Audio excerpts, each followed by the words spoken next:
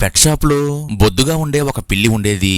అయితే ఇది చూడటానికి అందంగా లేకపోవడంతో ఎవరూ దీన్ని తీసుకోవడానికి ఇష్టపడేవారు కాదు. దీంతో షాపు యజమాని దీని ధర తగ్గించినా సరే, అలాగే ఎవరూ కొనక ఉచితంగా ఇస్తానని చెప్పినా సరే ఎవరూ ఈ పిల్లిని తీసుకువెళ్ళడానికి ఇష్టపడేవారు కాదు. అలా రోజులు గడిచే కొద్దీ ఈ పిల్లి కూడా నన్నెవరూ ప్రేమించరని, నేను అందంగా ఉండనని అనుకుంటూ ఉండేది. అలాగే తినడం కూడా మానేసి తనతో పాటు ఉన్న మిగతా పిల్లులను జనాలు కొనుక్కెళ్తూ ఉండడం చూసి బాధపడుతూ ఉండేది. అయితే ఒకరోజు ఆ షాపులోకి ఒక వ్యక్తి వస్తాడు. అప్పుడు ఇతడు రాగానే షాపు యజమాని ఇతడితో ఈ పిల్లిని చూపిస్తూ కొనమని చెప్తుంది. అయినా సరే ఇతడు ఆ పిల్లి మీద ఆసక్తి చూపకుండా వెంటనే బయటికి వెళ్ళిపోతాడు. అప్పుడు ఈ పిల్లి ఇతడు కూడా తనను తీసుకువెళ్లలేదని బాధపడుతూ ఉంటుంది.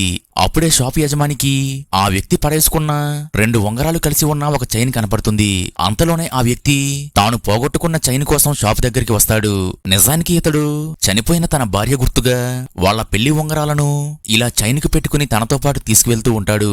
కానీ పోయిన చైన్ ఇలా దొరకడంతో అతడు మళ్లీ తన మెడలో వేసుకుంటూ ఉండగా పక్కనే ఉన్న కుక్క అరవడంతో పొరపాటున ఒక ఉంగరం జారి కిందపడి అది నేరుగా ఈ పిల్లి దగ్గరకు వెళ్తుంది.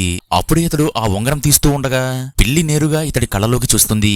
ఆ ఒక్క క్షణంలోనే వీళ్ళిద్దరి మధ్య ఏదో ప్రత్యేకమైన అనుబంధం ఉన్నట్లు అనిపిస్తుంది. నిజానికి ఇతడికి పెంపుడు జంతువులంటే ఇష్టముండదు.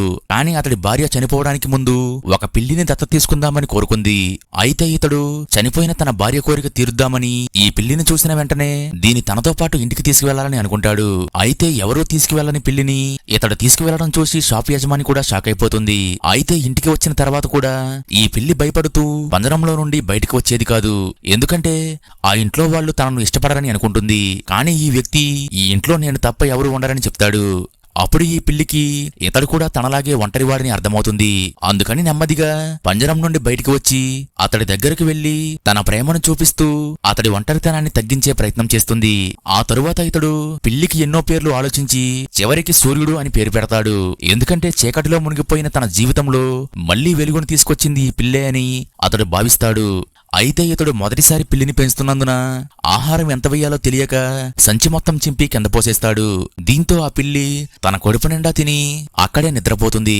ఇది చూసిన ఇతడికి తన భార్య గుర్తు వస్తుంది.